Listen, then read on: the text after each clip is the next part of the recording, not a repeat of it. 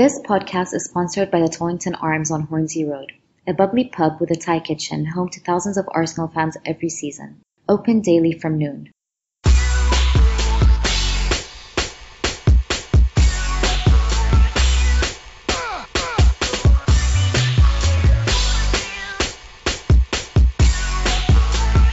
Hi everyone, and welcome back to Gooner Ramble Girls podcast. Today all the girls are back recording. Hi Sima, Sophie and Sophia. Hello. Yo, yo, yo. You're well? Couldn't be better. Yep, great. Good. Okay, so joining us is a very, very special guest. Arsenal legend who has played over 619 games for Arsenal in the right back position, scoring 25 goals. The girls and I are absolutely delighted and very, very excited to welcome Mr. Lee Dixon. Hi, Lee. Whoa! Get in there. That was me doing my own fanfare. Didn't think it was going to, so I just joined in. Hello, Lee. Hello, how are you all? We're all good. We're all very excited. You know that, don't you? Well, I hope I don't disappoint. You never did play in the right back position, which we could do with you right now. That's all I'm going to say. Yeah, well, if you saw my knee, you wouldn't say that. Is that what put you out the game, the knee injury? No, it was just old age. I was 30 when I retired, so I was kind of like right at the end of my physical powers. The game was starting to overtake me a little bit, so I just, me and Tony Adams decided to retire on the same day at the end of 2002. So what a nice way to go out, though. We won the double that year, so as you do recall, no doubt. Absolutely. Brilliant. Absolutely. Lee, one of the games that I want to talk to you about for about 2 minutes, okay, is Anfield 89. I was behind the goal that night, as the whole world knows. I asked Alan Smith this, but I want to know from your perspective, the minute Lukic rolled the ball out to you, what was your thoughts? It's a funny story, actually. Well, I hope it is. Basically, I was shouting, "Don't throw it to me."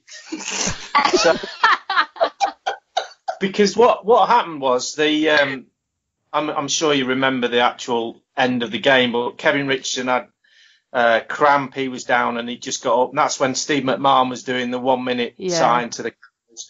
And at that moment, or just after that, I asked the referee how long to go, and he said to me, "It's done." Those were his exact words. He said, "It's done." So I thought, well, that's it. And then obviously Barnsley went down the right and should have took it to the corner flag and they would have won the league, and decided in the tradition of Liverpool to score more goals and try to beat Kevin Richardson, who then knocked it back to Lukey. And as the ball went back to Lukey, I just had the referee's words ringing in my ear. It's done. So no point throwing it out to me. He just needed to kick it as far as he could up the pitch and hopefully get a flick on and see what happens. But so I honestly didn't want the ball, and he shouted my name, and he pulled his arm back to throw it, and I was like, what the effing hell is he throwing it to me for? Because I'm only going to do what he was going to do, and that was kick it. So anyway, as soon as he threw it to me, I thought, right, try and keep it on the pitch and don't shank it into the stand. And try and hit Alan Smith with it. And obviously I hit probably I asked again, recollection of my career. I was a decent passer of the ball, but that's the pass that I always remember. It actually went where it's supposed to have gone. And he obviously went to Smudge, who had the best silky touch that's ever been taken at Anfield, and opened himself up, flicked it inside. I'm doing the commentary as if I'm playing it. But the only reason I know all of this is because, I don't know if Sophia or you know, but I've just finished filming yesterday. We're making a documentary about Anfield 89. Oh my God, brilliant. We've been filming it for about 10 months now, and Is that quiet? And we filmed Michael Thomas yesterday. Was the last interview we had to do. Righty came in as well to do a little bit on David Rocastle, because obviously he was big mates with David, and he was a big part of that season. So he did a little piece on him. So it's all in the can, and we're about 95% through the edit as well. So all of those memories about Lukey and throwing it out are all pretty at the front of my memory, because I've been talking about it for the last 10 months. And I'm telling you now, girls, the doc is absolutely amazing, because it's an exclusive this to you lot. Because the most expensive thing about making a documentary is getting the archive for the doc. All the interviews and everything costs money, but the actual archive is really expensive. And ITV hold all the archive, and we basically go to them and say, right, we need X number of minutes of the game. These are the bits we need. Da da da. And then when we were looking at the stuff, the archive guy said, "Oh, do you want the 2 ISO cameras?" And we were like, "What do you mean?" He said, "Oh, there was 2 ISO cameras that one was low down near the dugouts, and there was another one on the side of the pitch, a bit further up the line." And we said, "Oh, well, let's have a look at the footage." So there's a couple of cuts of Kenny Dalglish in the actual coverage on the night that they cut to show the close-up of the dugouts. But that camera was also on recording for the whole 90 minutes of the game. So we've got footage from that camera of the whole game. Oh, wow. So we actually cut the goal up at the end, because the goal's right at the end of the dock. We've cut the goal up from this ISO camera pitch side, so it's never been seen before. So it's honestly, I'm getting goosebumps thinking about it now, because it's epic. It really is epic. The footage, because you see players running past in front of the camera. It's a bit blurred. It's a bit shaky, but you see the goal from a different angle completely. And actually, I don't know if you remember the goal, but when Nigel Winterburn runs down the left outside Michael Thomas and he carries on running when the goal goes in, you see him go running off around the goal. Yeah.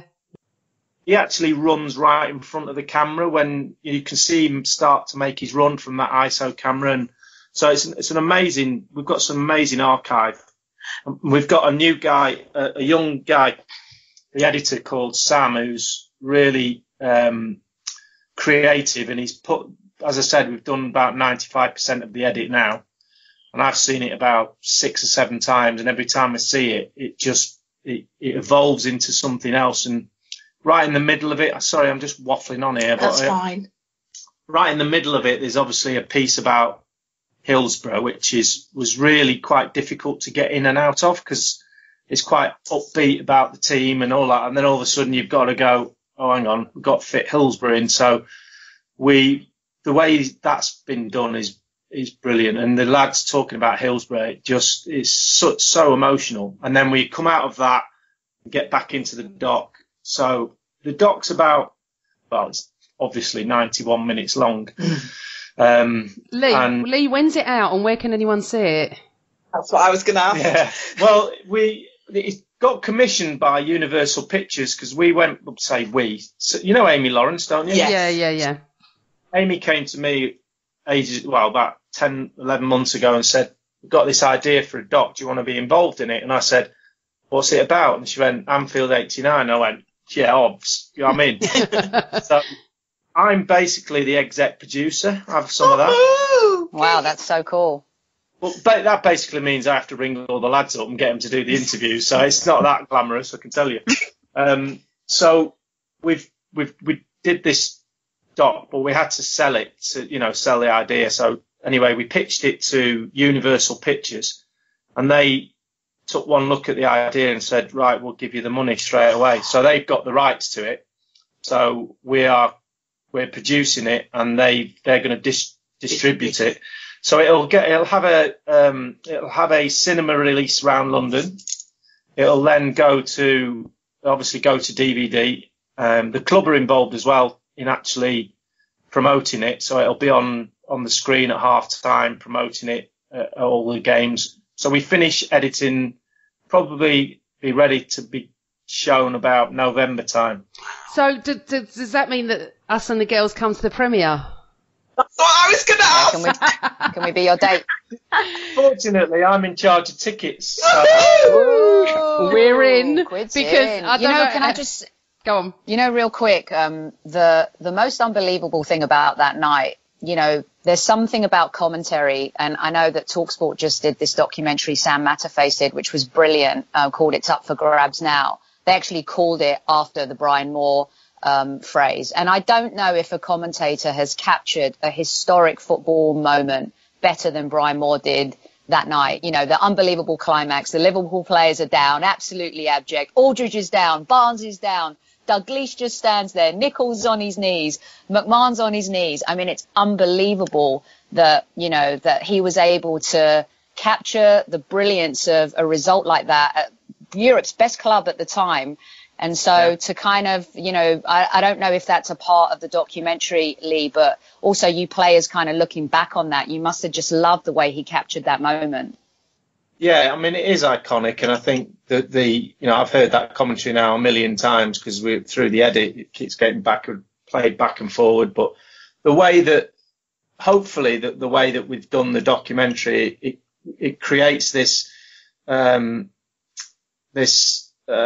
underdog story from the team that George was trying to put together, getting rid of all the prima donnas and getting a young side together that was hungry, going into the Lions' Den, if you like, of Anfield and challenging, an established, amazing football team, taking them on and saying, right, let's see what you've got this season. And then the way this season develops and the way we go about it without a load of fear, we seem to relish the challenge of taking Liverpool on, and that goes. So the first 45 minutes of the doc is about the team that George built. George is brilliant on it. We've got loads of George. Some of the stuff he comes out with is just fantastic.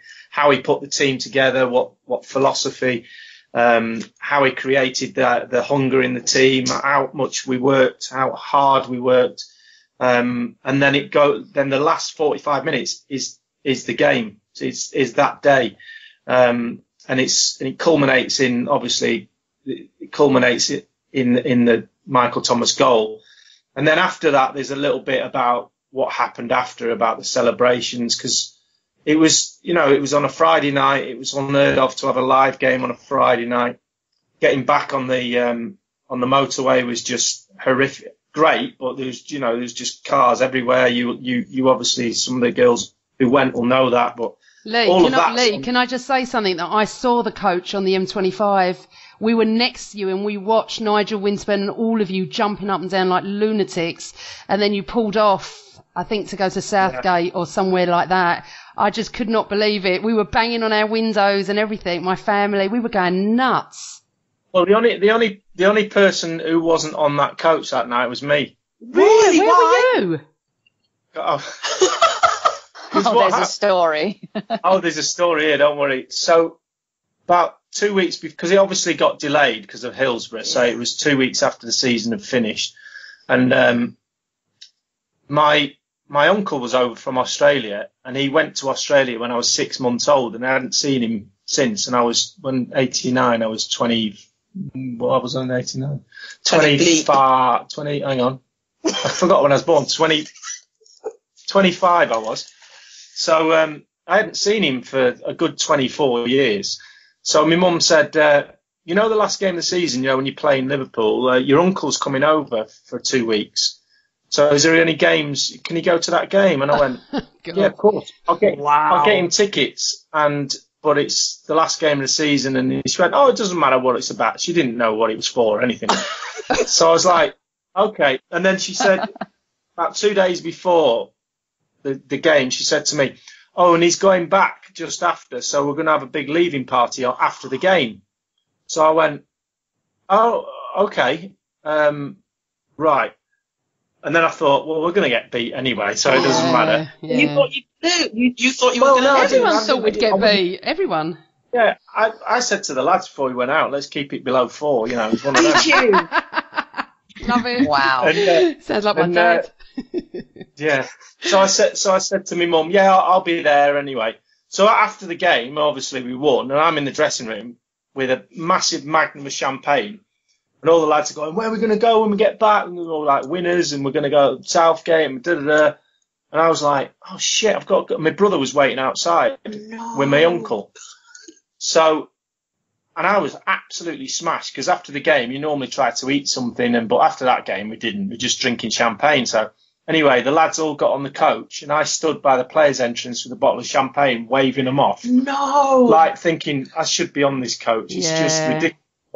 I made a promise to my mum. My mum probably would have said, you can go. There's no mobile phones then or anything. So it was kind of like, so I got in the car with my brother, and I got in the car with my brother, and I was driving through Liverpool. And this is a God's honest truth.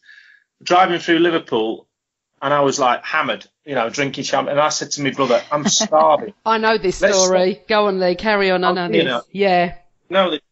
So I said, let's get some fish and chips. So we're driving through Liverpool, and he saw this fish and chip shop, and I jumped out of the car and jump out. I had my Arsenal blazer and tie on, go running into this chip shop in the middle of Liverpool, having just beaten 2-0. And I go running in, I go, 4 fish and chips, mate, to the guy behind the thing. They recognise you. And as I run in, I had this feeling of like all these eyes looking at me, and then the penny dropped as to where I was and what I'd just said and what I'd just done. Yep. And I just thought, I'm just going to get a Stanley knife now. That's it. Literally going to die on the best night of my life. And the bloke behind the chip shop looked at me and he goes, you can have extra chips, lad, we're all Evertonians. I knew that story. Big party in the chip shop. It was brilliant. They were all blues, that's why. Brilliant. Yeah. Anyway, I went home and we had a party at home with my uncle, so I didn't actually go to the party. Oh, well, I saw the coach on the way home and they were going nuts, Lee. But go on, Sophia, you've got a question for Lee, yeah? Yeah, so being a City fan, because that's what you grew up as, right? Mm-hmm. Yeah. And being an Arsenal player, we speak to a lot of City fans who keep trying to tell us that Aguero's last-minute winner was the best, and we always argue that Anfield 89 is best because we had to go to the best team in the country, we had to win by 2 goals, we were playing it was number 1 and number 2 playing each other, while City were at home to QPR. Yeah. Right, and we argue about it. As a City fan, as an Arsenal fan, I presume you support both. Which to you is the best? No, let's get it right. I don't support both. I said to my son when he was growing up, you can change everything in your life apart from your football team. But I booked the trend. I booked the trend, and I'm now an Arsenal fan, obviously. Right. Because I can't play for someone for 15 years and then not have an affiliation. So I always want Arsenal to beat Man City. So let's just get that right. Cool. And it's not even no point arguing about it. It's not even anywhere. The only similarity is they scored near the end of the game. That's it. Yeah. It's not anything like it. QPR were QPR. We were playing the best team in Europe. We were a load of kids. They had mature players. It's not even the same. The commentary was good. It was not as good as Brian Moore's. It's not even an argument. I'm not even going to give it any more energy. Lee, the thing is, I've got City friends, and funny enough, I was just thinking of this question. I've got City friends that were at the match that day, and we argue about the same thing, and I say the same as you. It's not comparable. You do not go to Anfield. No one went to Anfield and won ever anyway, let alone the last game of the season when you got to win by 2 clear goals and the situations with what it was. But their argument is, well, we took the league off United. How would you feel if it was Spurs? I said, you can't compare it. And also... But we took the league off Liverpool. Yeah, we were playing the game. Absolutely, but what they're saying is their rivals are United and City. It would have been us and Spurs. And I said, look, I'm not going to argue with this anymore. Regardless of the fact that I'm not a biased supporter, if I'd have thought City was much higher in that, I would have said it. For me, it was Fortress Anfield. End of story. There's nothing else to even discuss on this. And I agree with you. Let's not give them any credence that they don't deserve. It's the single greatest moment in English football history, in club football. The odds were against Arsenal, and what they did, what the team did, and all the things that Lee's just said. It is, in all of the history of English football, there's nothing. We've never seen anything like that. It's so unique. It's so special.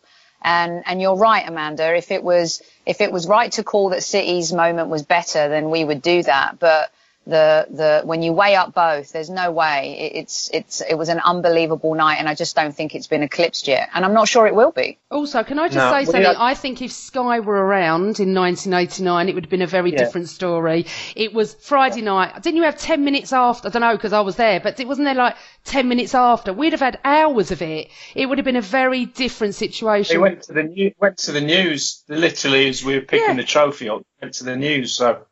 Yeah, well, we had as part of the documentary, apart from the people who were involved in it, we like to add a bit of star quality just to expand to a different audience, or a bigger audience. So we had Thierry did a little piece for us because we wanted to get, when he came to the club, we wanted to get because he always says that the camaraderie and the team spirit of the back four and the English players was one of the things that took his breath away when he came to the club. It was just an amazing thing that he had, that he grasped onto when he came. So we wanted him to talk about that spirit. And he did a piece to camera for us, and we asked him loads of questions. But the one thing that came out that's right at the end of the documentary, he said, we asked him, what do you think about the game as an impact game? And he said in his beautiful French accent that I can't do, he looked down the barrel of the camera and he said, it's the best ending to a sporting event ever, period. And that's it. It ends it like that. And then I just went, wow, it is. It's never happened again. So, Lee, I could talk Anfield all night. Okay, I could. Okay, because I've got my stories when I was there and what was going on and everything, but we can't. There's so much we want to talk to you about. We want to talk about something else that, for us, you played in the best back four Arsenal, for me, in my time of going, has ever seen. For you, what was it like? I mean, obviously you came from Stoke, didn't you, with Baldy? Is that correct? Yeah. You came from, I remember this, I'm quite old. You came with Baldy and you came into this defence with Graham. He was trying to build something that obviously was amazing in the end. What was it like for you from Stoke, coming into Arsenal, which was like a very big club, I suppose, at the time for you, coming to George Graham, and then all of a sudden you were put in? Because wasn't it that Nigel Winterburn played on the right and then went to the left because of Kenny Sansom, or have I got that wrong? No, that's right. Yeah, he was playing. Yeah. Him and Michael Thomas were playing right back between them, and then when I came, Nigel moved over and Kenny left, and Mickey Thomas went in midfield. Thank God, otherwise he wouldn't have scored that goal.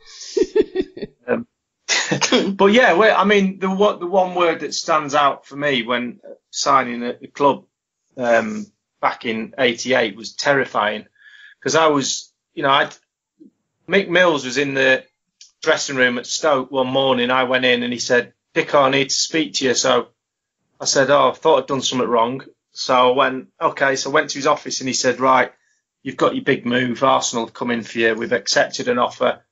Congratulations. And I was like, well, hang on a minute. Do I have to go? Did you not want to leave? No, because I was like, I just didn't think I was up to it. Playing in the first division was a big jump for me. And I thought, I'm not going to be able to handle that. And I was petrified, literally. I'd only ever been to London once. And my setting time to London was coming down with Mick Mills in the car to sign for Arsenal, to speak to George Graham at Watford Gap service station. So we drove down, and on the way down there, Mick Mills said to me, right, you've made it now. You're going to, and I said, what sort of money should I be getting? Because I was on 350 quid a week at Stoke, and they'd offered me a contract to stay for 500 quid a week. So I was like, wow. Oh, I said, wow, okay. And then he said, well, you'll get £1,000 a week at Arsenal, so that's your kind of starting thing. And I was like, wow, £1,000 a week. That's like, I couldn't even imagine money like that. So I go down to the service station. Mick Mills goes into the have a coffee with Steve Burtonshaw, and I get in at George Graham's Jag, so in the service station. So he's sitting there and he looks at me and he goes, welcome aboard. He said, I'm building a young team. I'm getting rid of all these prima donnas. I'm going to make a team. You're going to have to work hard. It's going to be exhausting, but you're going to win things. It's going to be great, blah, blah, blah. And then gets out the car. So I sort of went, we haven't talked about wages or anything. You know, how does that work? Because I didn't have an agent or anything. And he said, oh, right, I'll give you 500 quid a week. And I went, well, I've just been offered that from Stoke. And basically, George slammed the door and said, I've got you all wrong. I didn't have you down as a money grabber. Walked into the service station.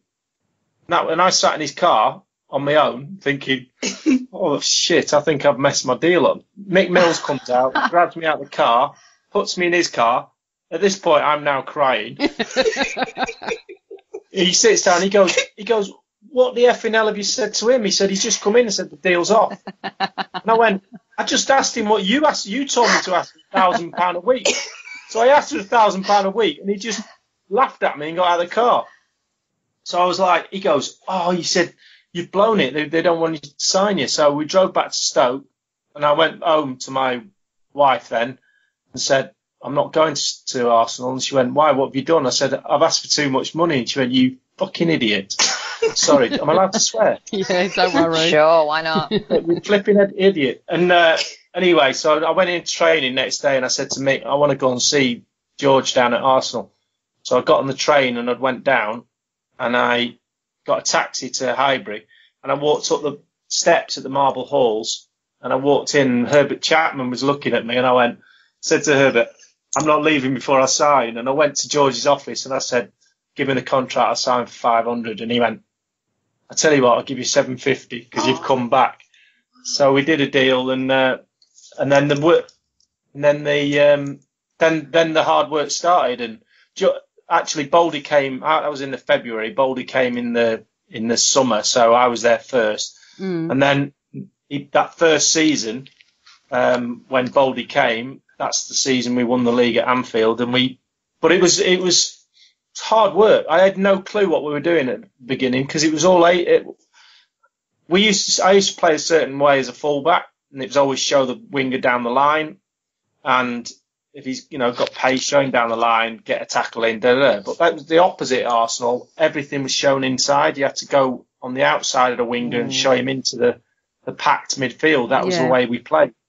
You know what, Lee? That's really interesting that you say that because one of the things we girls have been talking about a lot is, and you mentioned Steve Bold, and my question here is double pronged, but I'll keep it short. In that, over the last few seasons, why do you think we haven't been able to replicate our great defenders' defending of the past, especially when we have someone like Steve Bold on the coaching staff? And in our last two games, I feel like we've set our defence up to fail a little bit because we've been playing players out of position. Do they lose confidence in that way? How would you have felt if you were asked to play centre-back, when you were such a good right-back? Talk us through that a little bit. Well, I think players, there's an excuse if you're playing out of position to use. And players do jump on any excuse they can because they don't want to appear weak or anything. So I say, oh, yeah, I'm playing out of position, or it's easy to do that. You should be able to play in different positions. And there has been injuries, etc. But to go to the first part of your question, the art of defending has completely changed. The offside rule, the level is onside, has slightly changed the way you play offside. The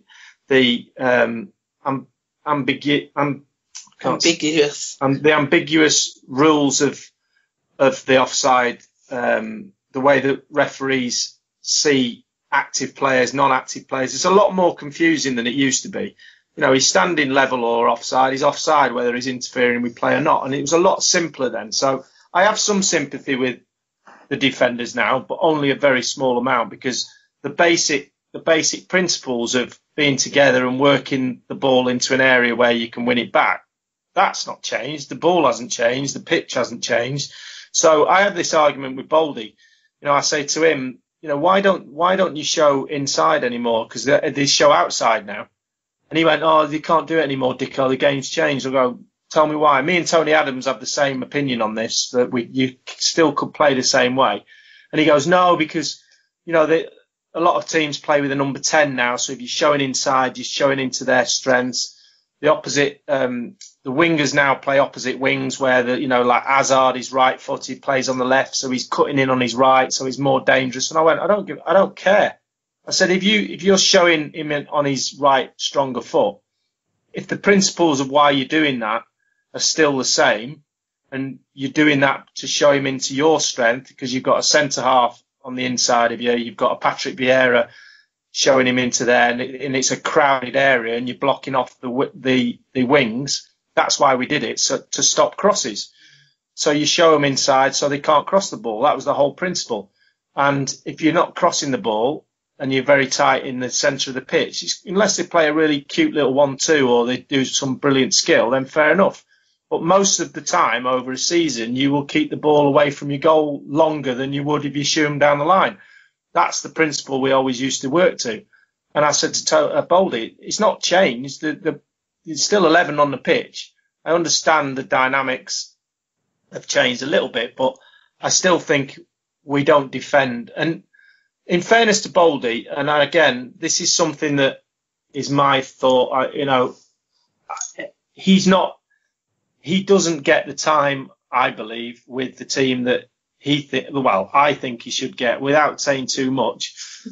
Arsene's very controlling as a coach and as a manager. He does it his way, and the time allocated to the team on the training pitch, I believe, isn't always taken up with the right personnel doing the coaching. Let's put it that way. Wow, yeah, fascinating. Wow, it is fascinating. That's an amazing breakdown, totally. Sima, have you got a question for Lee? Yeah, I mean, with that said, seeing as the times have changed, I feel like so has the English Arsenal core project, and it seems like it's actually been kind of blown into pieces. I mean, right now we only have Ox and Walcott being part of the squad. I know Welbeck was injured, but still. Do you feel like the club has failed, or where do we seem to have been going wrong? The English players from the academy to the first team has been actually quite low from the Arsenal, from club. Yeah. Well, I think, the identity of a team comes from the manager. There's no doubt about that. You don't play. Harry Redknapp's teams play a certain way. Klopp's team play a certain way. Pochettino, they all have their identity. Arsenal's identity has become what it is. It's a fourth placed, very attack-minded, brilliant, short passing team that will blow away most teams quite often, but there's a weakness in the side mentally in the dressing room and on the pitch that every now and again rears its ugly head, and they lose the game that is the one that they should have drawn or nicked it 1-0. So once you've got an identity that is part of your DNA, then unless you change the personnel or change the way you play, it will just keep happening again and again and again. And if you look at the team, how it's evolved over the last 10 years, it's the same type of player that is in the team. And they play the same way as they played for the last 10 years. So you don't have to be a rocket scientist to work out that probably you'll get a similar sort of outcome. Hence why we finish where we do every year. That's my belief anyway. So if you were manager and you had the current squad and knew that we can't change the squad, say the transfer window's closed, what would you do to change the formation? Would you change the formation? What would you do to go from losing 1-0 to Stoke to beating them quite easily? Well, the game has always been and always will be about players. So you can have the best coach in the world, unless you've got the players that can put your ideas onto a pitch, i.e. intelligence, that you can take the manager's ideas, put them on the pitch, discipline, heart, desire, all of that stuff into the mix, then if something's missing out of there, and you can say, right, take Arsene. It's like when they're all going on about, Arsene not being there this year. Whoever came into that club you can't put heart and desire into players.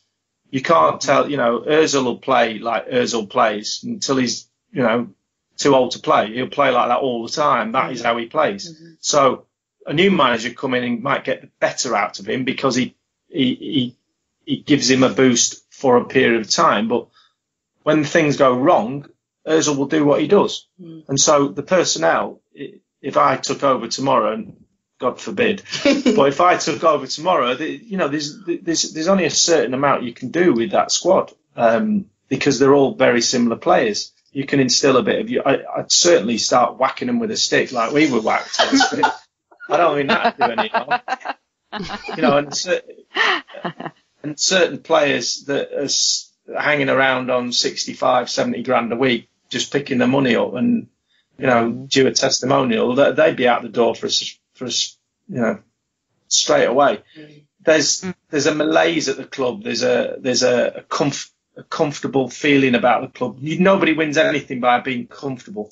You have to be on edge. You have to be hurting. You have to be driving yourself on a daily basis. I don't see that at the club right now. On that note, I read something. Sorry. Go on, Sima. Yeah. On that note, I read something that you wrote about Sanchez being moody and difficult to handle. Do you think that's what, I know it's getting such a boring subject to talk about Sanchez, but do you think that's what's affecting his current situation right now?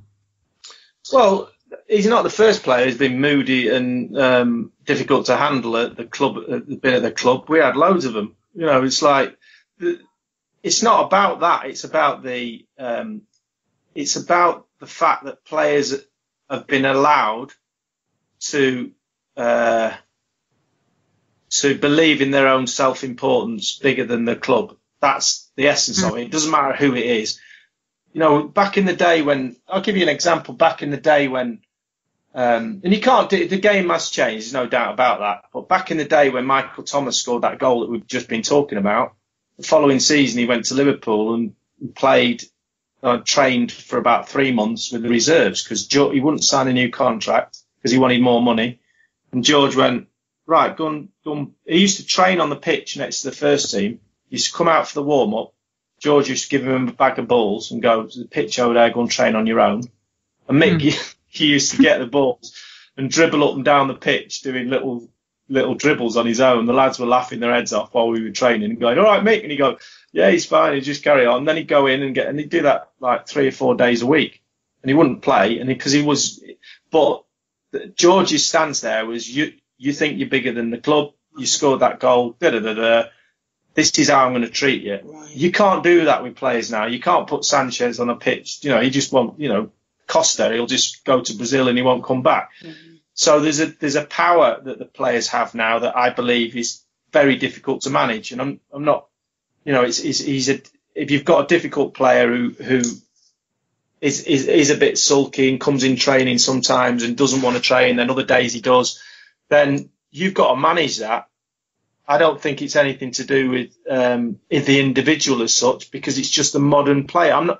It's a characteristic of some modern players, not all of them. It'd be wrong to say that Koscielny's going to do that or somebody like that. It's just the way he is. He's got that personality, and managing that. I don't envy Arsene having to manage that at all. Lee, can I just ask you a question? Yeah. At the moment, and probably the last couple of years, Wenger and Kroenke have come in for a lot of stick.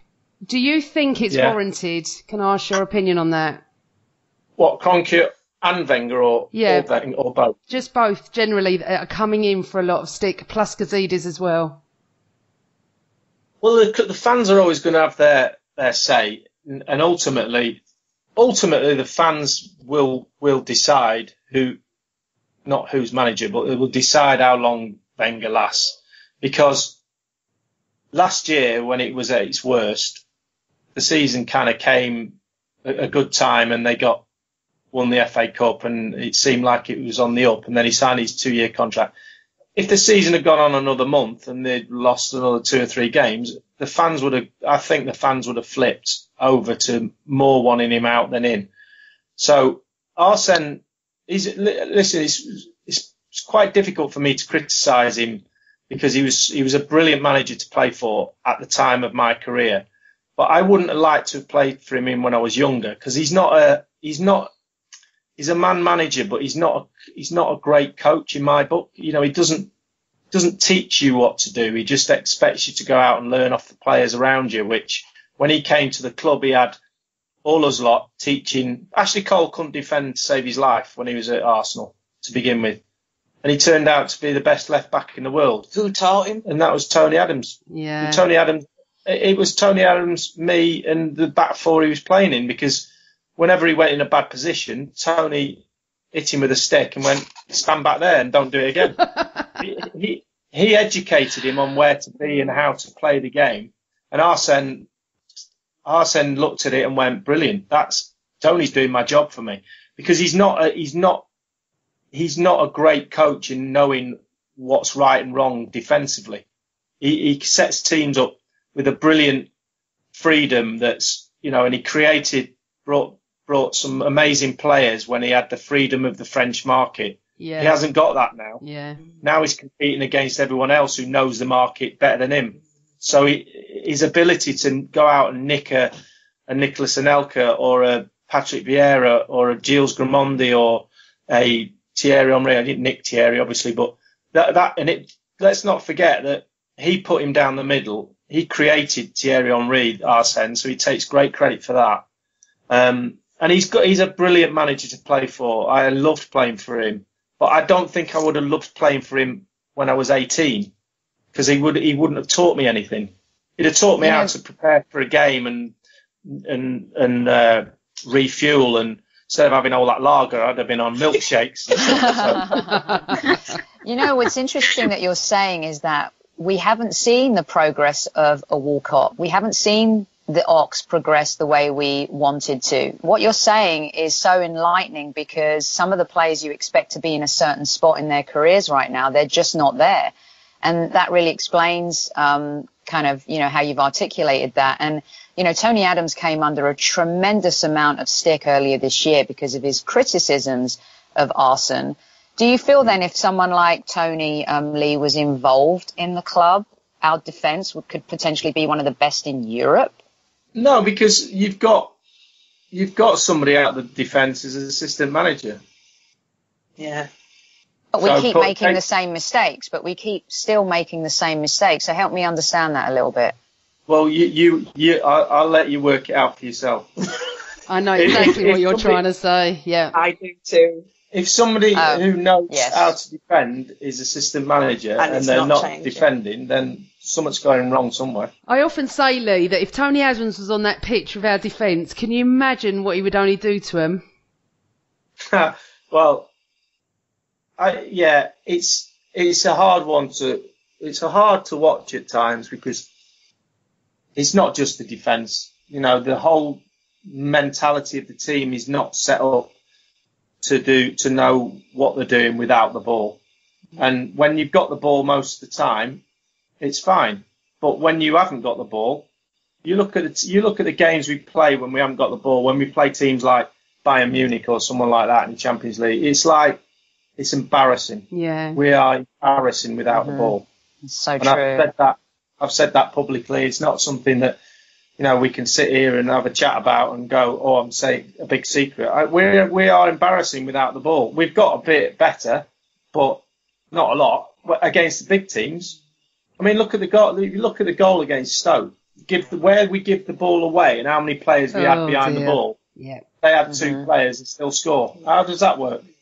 We used to do back four work when George used to have 7 players against the 4 of us. No one scored, because you have systems in place to be able to stop multiplayer attacks. We have 7 back and get beat by 2. It's like... Lee, is it true that Adams and a few of you had a chat with Vieira about protecting the back 4? Or is that just like a rumour? No, we basically said to Patrick, if you move out of the way of standing in front of us, we'll beat you up. Yeah. Well, that worked a treat. I did hear that. And he's quite a big lad, but there was 4 of us. And I just, look, I mean, it's fabulous and I love having you here, but I have to talk about just one little thing with you. Your own goal against Coventry. What was a peach. What was going through? Yeah, you could have won goal of the month. What was going through your head at that moment? Well, it's fine because I'm still earning royalties off the DVDs, so every time you watch it, I get another £1. Honestly, Lee, I was there watching you, and I watched you after the game, and I'm sure you just turned around and folded your arms. Is that right, or is that in my memory that's wrong? No, I put my hands on my hips and looked down shakingly at my right foot, thinking, somebody's put my boots on the wrong feet. I honestly, it was just a reflex. It was just a reflex. Oh, I'll kid the lad thinking I'm going to knock it back, but then I won't. And then last minute, somebody came to my right and I thought, oh yeah, I'll just chip it back because that lad's not there now. And then as soon as I hit it, I looked up at Dave and I went, oh shit, it's in. I could tell it was in. I started the chips over Simon's head. So I was the first one, and then it was Naeem and Ronaldinho. Oh, honestly, Lee, that's brilliant. It was a brilliant goal. He was definitely wearing his boots. He was definitely wearing his boots on the right feet when he scored against Chelsea. Yeah, that's true. What a sweet goal that was. My friend was in the stand, and he's a Coventry fan. And it was against Coventry. He was a Coventry fan, and he was in the stand, and he always had 10 quid on me first goal scorer, and he was a Coventry fan. Oh, that is brilliant. I mean, that is so superb. How much did he win? What were the odds? How much did he win that day? He didn't. No, you don't win it on own goals. Oh, you don't? Oh, right. Oh, that's brilliant. So, Lee, just a quick question before we say goodbye to you. I miss Highbury terribly. And I obviously went to Highbury for many, many, many years, from the 70s onwards, and then to the Emirates, which, you know, it's not my home. How do you feel the atmosphere could be improved a little bit? Because it's quite dire, to be honest. And obviously the toxic atmosphere around Wenger and, you know, what's going on at the club at the moment. Do you feel as a player, what would you have loved from the fans? It's difficult, the new stadium, because everyone's split up. There's no continuity to what Highbury was like. It just seems all a bit of a mishmash. Although they've tried to, you know, make the singing area or whatever. It's just like, it's a typical it's a beautiful stadium, but all the new stadiums are very difficult to recreate the atmospheres that you get at the old stadium. There's no doubt about that. But there was definitely an identity that I related to at Highbury, different places, you know, the North Bank, the family enclosure, the clock end, all the ones in the clock end. I knew half their names, you know, every week they'd be the same. And because I always stood on the post corners, you get to chat with them when the ball's going, you know, and the same people are sitting in the same areas. And I'm sure obviously the same people are sitting in similar areas at the Emirates, but it's very sterile. And the way to change it is win a couple of leagues, and then it'll start changing. Because when I first signed for Arsenal in '88, made my debut against Luton at home, we won 2-1. There's 14,000 there or something. It was like minging. There's people like kicking cups around the terrace in. It was just empty. It's empty. And then obviously the next season we won the league, and it was full every week. So you create your own atmosphere to a certain extent. And as you said, there's a lot of unrest amongst the fans. You know, and you've got fans fighting against each other and not having a difference of opinion regarding how the club's moving forward, then you're always going to get a strange atmosphere. Okay, so we're going to wrap it up, but Sophia's got one last question for you. Okay, I'm quite biased because I'm your friend, but I think you're one of the best pundits on TV. As an ex-player and as a current fan, how do you manage to strike the balance of keeping Arsenal Football Club and the fans on side? Do you get a lot of abuse? How do you deal with it? It's difficult when you first come out of the game and you start talking about your ex-teammates and that. They tend to push you into Arsenal games to talk about. I found it quite difficult the first couple of years, but then you realise that what you're there for. And so I try to adopt a style of just being as honest as I could.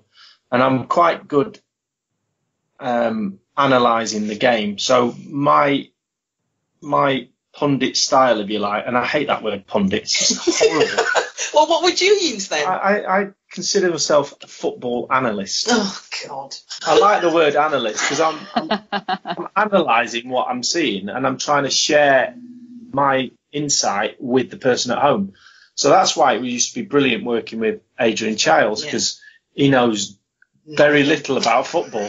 So as a presenter and a West Brom fan, he genuinely used to ask me questions about what's happened there, and I used to go, and I'd have to explain it to him in a very simple, not layman's terms, not condescending, but in a simple way that he could understand. And I always found when he was on set, and I'd go, like, see this position here, and I'd do my analysis with him in mind and go, this player's moving there, and what does he, when he moves there, what does he leave behind?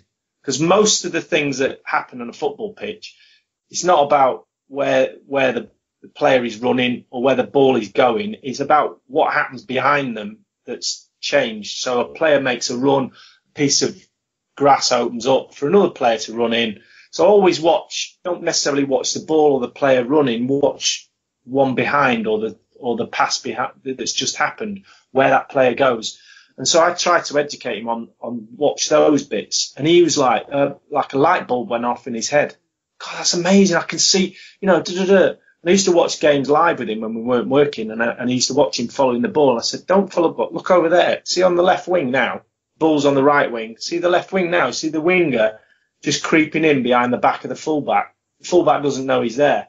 And then next minute, the cross comes in from the right, and the winger has got the other side of the fullback, and he's headed the ball in the net.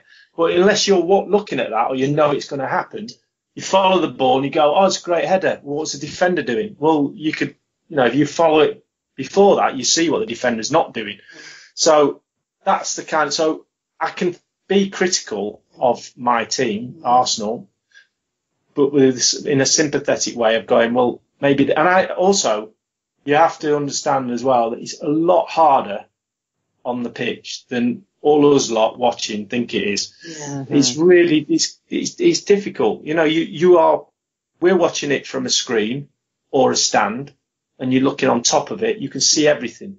When you're pitch level, you don't see anything. You don't see any of the space unless you're a really good player. You don't see any of the space. The runs that people are running across each other. You don't see people running across each other on a screen because you're looking over the top. So you see their movement. You go, is he in space? Pass it to him. On a pitch, you've got people shouting. You've got people trying to put you off. You've got people pushing you. You've got referee in the way. You've got a load of crowds shouting at you. So there's all this going on. And so it's a lot more difficult. So I try to be a bit sympathetic with the player, saying he made a massive mistake there, but somebody might have said something to his ear. Because what you don't understand is I'm just about to run into a space to make a tackle. And all the fans go in there, make the tackle, and win the ball. At the moment I decide to go, Tony Adams, who's standing next to me, might say, don't go, Dicko, because he feels threatened in his position. Right. So there's communication going on. So you go, don't go, Dicko. So I don't go because I trust him. And then the fans go, oh, you didn't have done that for. And then turns out Tony will probably win the ball, but they forget about that. They just think you haven't done your job. So they don't. So I know all that's going on. So you have to, when you see it on the screen, you have to go, why has he not done that? And you have to try and give him the benefit of the doubt before you then, unless he's a Tottenham player, and then you just hammer him.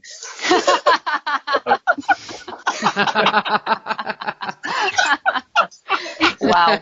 Spectacular end there. Brilliant. Oh, Lee, it's just been the most amazing hour or so with you. I can't thank you enough. Stay with us forever. Just don't go and do your pundit job that you don't like being called a pundit. I know you have to leave us now, and I just want to say on behalf of the girls and the Gooner Ramble Girls pod, thank you so much. My pleasure, anytime. Really? Don't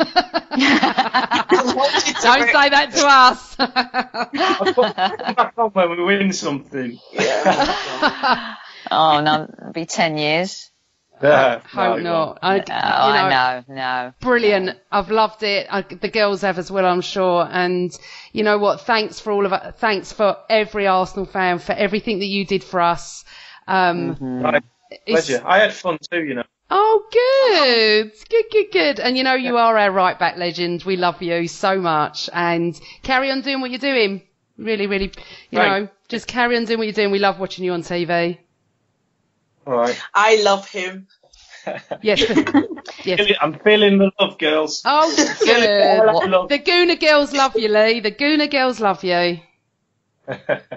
I've got to go and do some work now. I know. Thank you so much for joining us. Enjoy. So we just said goodbye to Lee Dixon, our fantastic right back for Arsenal, who I'm sure, girls, have we just had the best hour chatting ever. Yeah. That was amazing. There's so many things that he talked about and said that I know, you know, the four of us would love to have, you know, the Wenger training comment, thing about the modern day players, the last bit there with Sophia's last question on, everything. There's if we could have had him for the whole day, we still wouldn't have been able to cut through everything that we wanted to talk about. Agree. But he did say he's going to come back again. And he enjoyed us, so that's very good. And, okay, so, you know, we're going to wrap up ourselves anyway. But has anyone got anything to say about the fact that we are playing Liverpool in the next match? Oh, I can't even think about it. I'm dreading it. I think that we're both vulnerable at the back. We both have huge issues, confidence-wise, defensively. I think we can both be lethal going forward. I don't think Liverpool's season has started off great either. I think this is a real chance for us to lay down a marker, but we don't love playing at Anfield, do we? So, I don't know. I think a draw. I'm going to go with a bore draw and play it safe because I don't trust us and I really don't trust them either. Sima, what do you think? Who do we have coming back, actually, from our back four? Do we have any of the... It must be Koscielny. He must be finished his ban. He's big fans, yeah. Yeah, if Koscielny's back, I mean, funny enough, I don't feel as worried as I do feel when we play against the smaller teams these days, because apparently we show up when we play against big teams, and then when it comes back down to the other ones, that's... But yeah, if Koscielny's back, I do have a good feeling. Otherwise, I don't have any feeling going into any game, and that's kind of bad. Go on, Sophia, what do you reckon? I think we're going to lose. But wait, Lee Dixon could have brought us luck, girls. What if the whole Anfield 89 thing, Amanda's greatest night ever, you know, Lee Dixon comes on the show. Trust me, I would be overjoyed if that happened. But honestly, I just cannot see us winning. We might draw. I think we're going to lose. I'll be happy if we draw. Can't see us winning. Okay. No, you know what? Amanda? I feel like we've been very negative. We're going to win. We have to win. Come on, let's get stuck in, Amanda. Give us the good news. Come on. Well, the good news is, girls, that I'm going. The last time I saw us win there was Anfield 89. I've seen us draw and lose. So it is about time. I'm a little bit with Sophia on this. I'm a realist. I can't see us doing anything. I was appalled watching Stoke. It just feels like the season has just continued from the last season, I'm afraid. But you know what? Sima could be right. We could turn up. I'm excited. I always love going to Liverpool for the weekend. Obviously, it holds a place in my heart. And I always go positive. So, I'll just wait and see. I'll let you all know when I come back from Liverpool what it was like. Right, we're going to have to wrap it up now. So, Sophia, thank you so much. I know you've got to go to work. We'll speak to you on the next pod. All right, thanks, girls. You've been fab. Take care. Bye. Bye. Later, mate. Okay, so Sophia's left us and we'll be back on the next pod. Sima, Sophie, how much of that hour has been fantastic? I want to relive it all again right now, right, Sima? Yeah, and I want to ask him so many more questions. I wish he can stay on forever. No, me too. We'll have to do another special with him. Absolutely. He'll come back. I feel like we've been living in a dream, that we just have spent an hour talking to Lee Dixon, and I just sitting here going, has he gone? Did it happen? You know, was it a dream? I feel like Bobby Ewing in Dallas or something. I'm going to wake up, come out of the shower, and it was a dream. So to all our listeners, thank you so much for all your comments and your tweets and your Facebooks. You know, you can catch us on iTunes, YouTube and SoundCloud and all the Android platforms. Please subscribe, like and comment and rate. And from us, it's goodbye and always Arsenal. This podcast is sponsored by the Tollington Arms on Hornsey Road, a bubbly pub with a Thai kitchen, home to thousands of Arsenal fans every season. Open daily from noon.